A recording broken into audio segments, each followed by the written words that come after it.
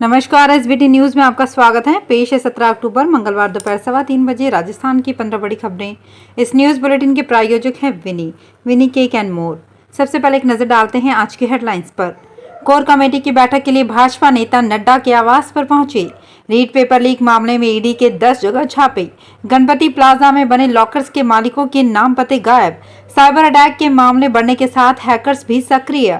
और जयपुर में 19 दिव्यांग बूथ, 304 मतदान केंद्रों की कमान महिलाओं युवाओं को।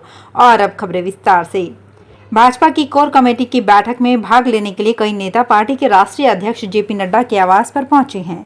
बैठक थोड़ी देर में शुरू होने वाली है। इस बैठक में भाग लेने के लिए केंद्रीय गृह मंत्री अमित शाह, केंद्रीय जल शक्ति मंत्री गजेंद्र सिंह शेखावत, कानून मंत्री अर्जुन राम मेघवाल और राजस्थान भाजपा के प्रदेश अध्यक्ष सीपी जोशी पहुंची हैं। बताया जा रहा है कि इस बैठक में करीब 100 नामों पर मुहर लग सकती है। पार्टी दूसरी सूची में 2 से 3 सांसदों के नाम शामिल करने पर भी विचार कर सकती है। हालांकि इस बार पार्टी फूंक फूंक कर कदम रख रही है। राजस्थान में रीट पेपर लीक मामले में ईडी ने मंगलवार को 10 जगह छापे मारे हैं। बताया जा रहा है कि ईडी के अधिकारियों ने आज जयपुर, नागौर, सीकर और डीडवाना सहित 10 जगह रेड की है। दिल्ली और राजस्थान ईडी के अधिकारियों ने वहां भी रेड डाली है, जहां राजस्थान की एजेंसी के अधिकारी पहुंच नहीं पाए। रीट पेपर लीक मामले में मनी लॉन्ड्रिंग एक्ट में मामला दर्ज होने के बाद ईडी ताबड़तोड़ कार्यवाही कर रही है। जयपुर में राज्यसभा सांसद किरोड़ी लाल मीणा के आरोपों के बाद गणपति प्लाजा के लॉकर्स की जांच लगातार जारी है। इनकम टैक्स के अधिकारी करीब 740 लॉकर्स की जांच कर चुके हैं। वहीं 360 लॉकर्स ऐसे हैं जिनको अब तक नहीं खोला गया है। वहीं कुछ लॉकर्स ऐसे भी मिले हैं जिनके मालिक का नाम और पता नहीं मिल रहा है। मामले में एक दिन की जांच के बाद ईडी वापस लौट चुकी है, जबकि गणपति प्लाजा के लॉकर्स में करोड़ों रुपए और गोल्ड होने की सूचना देने वाले राज्यसभा सांसद किरोड़ी लाल मीणा भी अब पलट गए हैं। उनका कहना है कि रेड से पहले ही किसी ने पैसा और गोल्ड निकाल लिया होगा। विधानसभा चुनाव में साइबर अटैक के मामले बढ़ने के साथ हैकर्स भी सक्रिय हो गए हैं। चुनावी प्रचार प्रसार के नाम पर मोबाइल उपभोक्ताओं को तरह तरह के मैसेज भेजे जा रहे हैं। हाल ही में प्रधानमंत्री नरेंद्र मोदी के नाम से मैसेज विभिन्न ग्रुप में वायरल हो रहा है, जिसमें बीजेपी को वोट देने के लिए 28 दिन का फ्री रिचार्ज की बात कही जा रही है, जबकि वास्तव में लिंक पर क्लिक करने के बाद हैकर्स यूजर्स की जानकारी लेकर उनके बैंक या यूपीआई खाते से ही पैसे निकाल रहा है। जयपुर में महिलाओं, दिव्यांग और बूथ मतदाताओं को जागरूक करने के लिए चुनाव आयोग ने इस बार अनोखी पहल की है। हर विधानसभा क्षेत्र में एक दिव्यांग बूथ, 8-8 महिला और यूथ बूथ बनाए जाएंगे। दिव्यांग बूथ की कमान दिव्यांग कार्मिकों के हाथ होगी। इसी प्रकार महिला मतदान केंद्र में सिर्फ महिला कार्मिक ही मतदान कराने की जिम्मेदारी निभाएंगी। यूथ मतदान केंद्र में 40 साल से कम उम्र के कार्मिक तैनात किए जाएंगे। इसके तहत जयपुर में भी जिला निर्वाचन अधिकारी की ओर से हर विधानसभा क्षेत्र में दिव्यांग, महिला और यूथ बूथ चिन्हित कर लिए गए हैं। जयपुर की चारदीवारी के साथ बाहरी इलाके को समेटने वाली आदर्श नगर सीट इस बार विधानसभा चुनाव में दोनों पार्टियों के लिए प्रतिष्ठा का सवाल बन गई है। भाजपा के पूर्व प्रदेश अध्यक्ष अशोक परनामी यहां 2008 और 2013 में विधायक रहे, लेकिन 2018 में कांग्रेस प्रत्याशी रफीक खान ने उन्हें हराकर सीट पर कब्जा जमाया। खान अभी अल्पसंख्यक आयोग के अध्यक्ष भी हैं। अभी तक दोनों ही पार्टियों ने अपने पत्ते नहीं खोले हैं। जयपुर शहर में आदर्श नगर सर्वाधिक अल्पसंख्यक मतदाता वाला विधानसभा क्षेत्र है। उत्तर भारत की सबसे बड़ी पीठ गलता धाम के साथ खोले के हनुमान जी मंदिर और आगरा रोड टनल भी इस विधानसभा क्षेत्र का हिस्सा है। राजस्थान भाजपा का कुनबा बढ़ रहा है। मंगलवार को कल्याण सिंह कालवी के पोते भवानी सिंह कालवी ने दिल्ली भाजपा मुख्यालय पर भाजपा ज्वाइन की। इसके साथ ही मेवाड़ राजघराने के महाराणा प्रताप के वंशज विश्वराज सिंह मेवाड़ भी भाजपा में शामिल हो गए हैं। दोनों नेताओं को दिल्ली भाजपा मुख्यालय पर ज्वाइन कराया गया है। अरुण सिंह, दिया कुमारी, सीपी जोशी, अर्जुन राम मेघवाल ने विश्वराज सिंह मेवाड़ और भवानी सिंह कालवी को भाजपा ज्वाइन करवाई। भाजपा के राष्ट्रीय अध्यक्ष जेपी नड्डा 18 अक्टूबर को कोटा आएंगे। तय कार्यक्रम के अनुसार नड्डा सुबह 11 बजे कोटा एयरपोर्ट पहुंचेंगे। यहां से डीसीएम रोड स्थित एक निजी होटल जाएंगे, जहां पर झालावाड़, बारां और कोटा बूंदी लोकसभा क्षेत्र के चुनिंदा पदाधिकारी की अलग अलग बैठक लेंगे। बैठक में बीजेपी प्रदेश अध्यक्ष, उपाध्यक्ष, महामंत्री सहित कोटा संभाग के विधायक भी शामिल होंगे।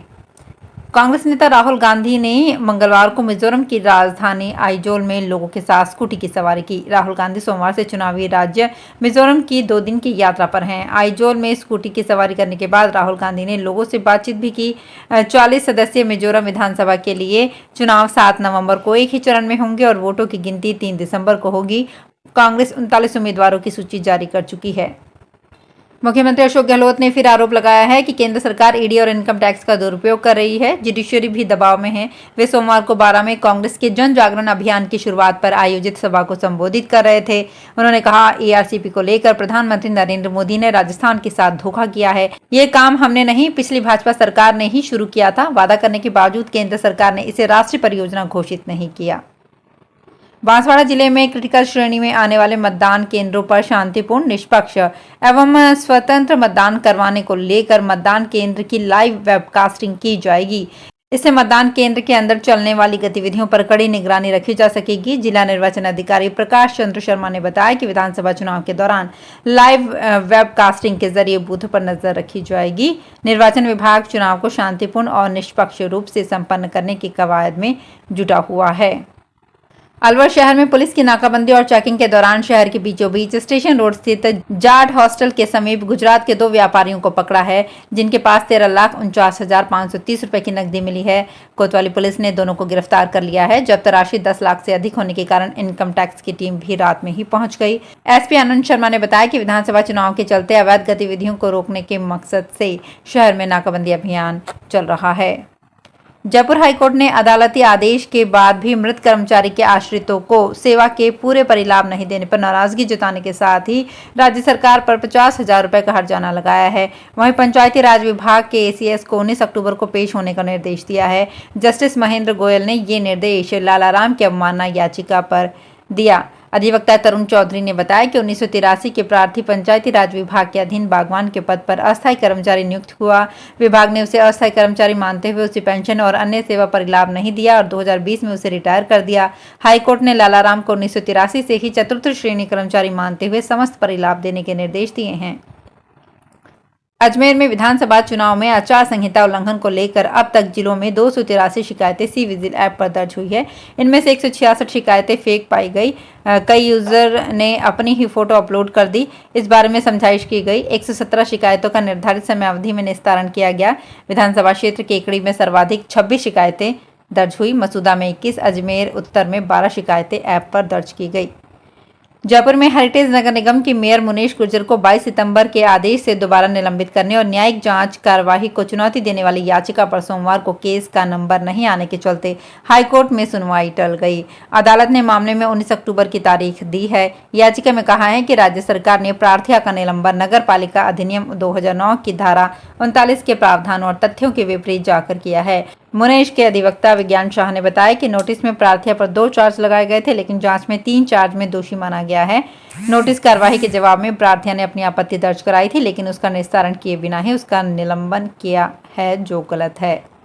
तो फिलहाल इस बुलेटिन में इतना ही। फिर हाजिर होंगे कुछ और बड़ी खबरों के साथ। अगर आप भी अपने आसपास की छोटी बड़ी और महत्वपूर्ण खबरों से अपडेट रहना चाहते हैं तो सब्सक्राइब कीजिए हमारे चैनल एसपीटी न्यूज को और प्रेस कीजिए बेल आइकन पर।